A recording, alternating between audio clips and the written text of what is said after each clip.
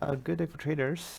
As it's been quite some volatile markets. I mean, it's been volatile for quite some time, but had some good success on crude oil and gold over the last 24 hours. We're going to talk about that. Of course, the background to this, of course, is definitely not good, which is the tensions and the actions between U.S. and Iran just escalating and escalating, and obviously it's not good for the world in general, but from a trader's perspective, the markets are moving, which is quite good. So we'll begin. We're going to cover gold, we're going to cover crude, we're going to cover some currency markets, and as well some cryptos and stock indices. If you have any questions, just put them here in the chat box. If you're totally new to this is our daily market update here on investingcube.com. We're doing it on the ATFX channel, which is a UK broker, FCA regulated, also regulated in other places as well. Which is a good broker if you want to trade the financial markets. But let's begin. And this is gold. Now, if we go back to what we said yesterday, then the idea was to buy down here. Let me actually pull that up. Begin with the euro, then we're gonna go through GBP/USD, trying to find a level and go down. Oh, it should be yesterday's. That buy here, that candle here, bullish from here, and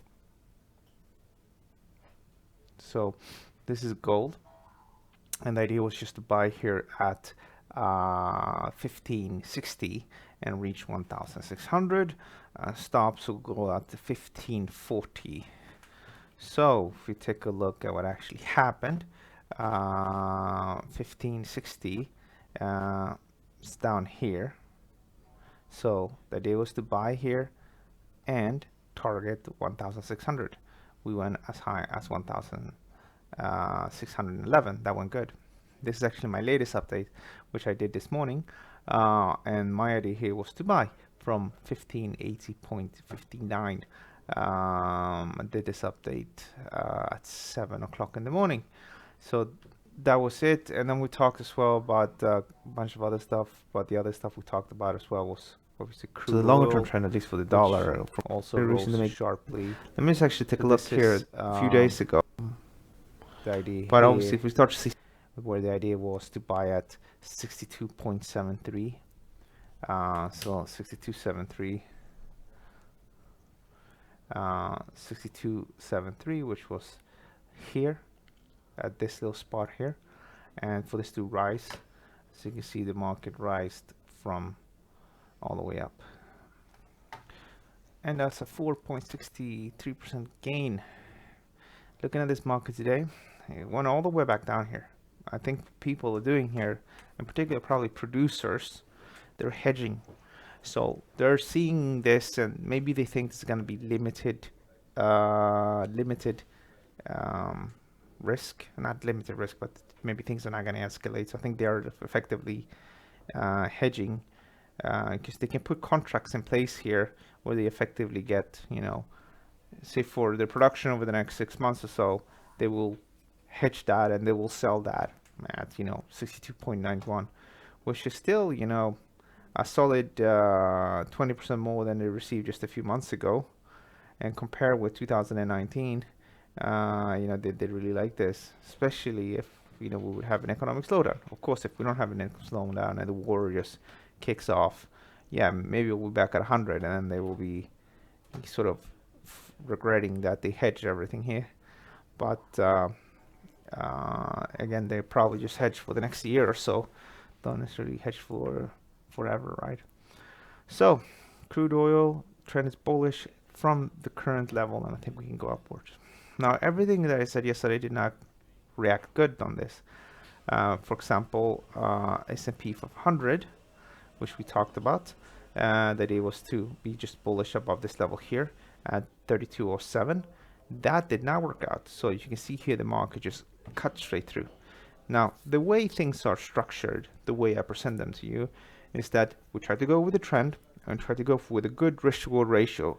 That means that when we lose 1%. When we win, we try to win 1.5%, 2%. So we just had 2 winners and 1 losers. And obviously from that perspective, risk-reward perspective, we're still up. And that's the way I'm looking at all trading.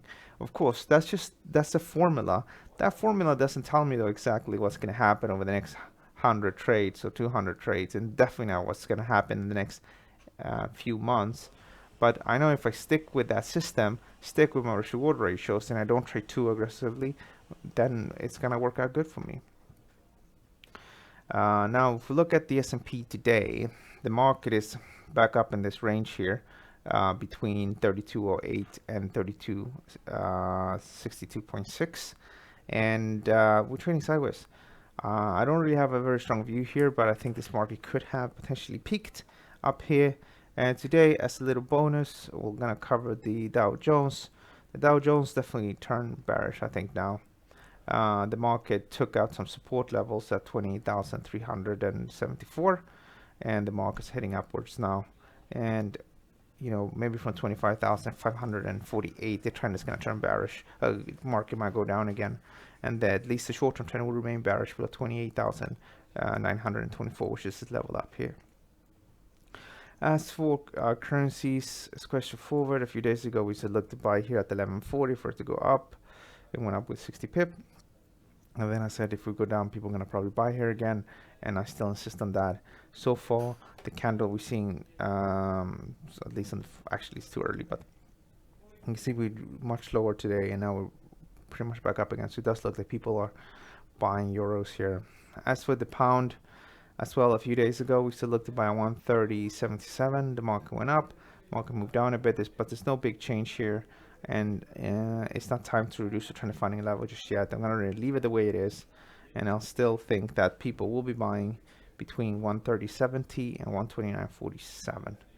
As for the dollar yen, the idea has been just to sell here over the last few days because we're within that little rectangle. The market broke the downside, and I'll show you a line chart. You can see clearly here how we're trading within that little range, right? And we took out support, and now the market is testing that breakout. And as long as you're below 108.91, the trend is going to be bearish. As for what happened overnight, reason for all these spikes is because Iran, as you can see here, attacked two bases, American bases in Iraq. One was in northern Iraq. Don't know exactly where the other one is. President Trump tweeted and said he will provide, like they were going, everything was well, and we're gonna try to figure things out, how many people, you know, if there were any casualties and so on, and that he will release a statement this morning. I'm not sure if he has released anything new. Yeah, this is the latest message 7 hours ago. All is well. Missile launched from Iran at two military bases located in Iraq. Assessment of casualties and damage is taking place now. So far, so good. We have the most powerful and well-equipped military anywhere in the world by far. I'll be making a statement tomorrow morning. So we'll see relatively soon. Right now in New York is 4:49, so it's, I guess, a little bit too early. But I think relatively soon, in the next few hours, we'll see some comments and see what happened with this. Is there anything on the economic calendar today? There should be. So take that back. Yeah, ADP report at 1:15 a.m. p.m. London time. ADP numbers. The previous reading was for 67,000. That's a low number. That was for December, for November.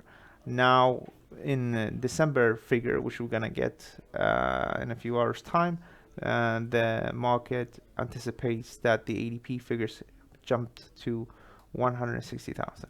The benefit of the ADP numbers is they're less volatile than the NFP, and they done their own studies. And in the longer run, the NFP will, so the ADP will have, it's more reliable effectively. That's what they're saying. So I'll keep an eye on it. Now the market doesn't care too much about it, but they do look at it, and they tend to wait for the NFP when that's out on Friday to make any big decisions. So wouldn't get too excited, but it does give you a bit of a hint. And as you know, the big theme in the market has been all that EC monetary policy, all that pumping of liquidity into the market needs to result into economic growth. You have the ISM figures, which are terrible so far, not looking like getting any traction, especially in the US. And labor market remains relatively strong. So if we start to see weakness in the labor market, then that could be definitely a bit of a risk here for stock markets in particular. I think that Dalian can push a little bit lower, and then maybe gold can continue to trade upwards. Okay, let's see if you guys have any questions. If not, we're gonna wrap things up. So we don't have any questions. We're gonna wrap things up, guys. Don't forget to check out our best trade ideas for 2020, and it's compiled by the team here on investingcube.com. It's free to read. You just need to become a member, and then you can read it. Very straightforward. You just need to log in here, right? Log in if you're an account holder. If not, you can just register. You can also sign in here. It's very straightforward. Sign in here or fill out this. Okay, guys, have a great day and be careful out there and happy trading. Thank you and bye bye.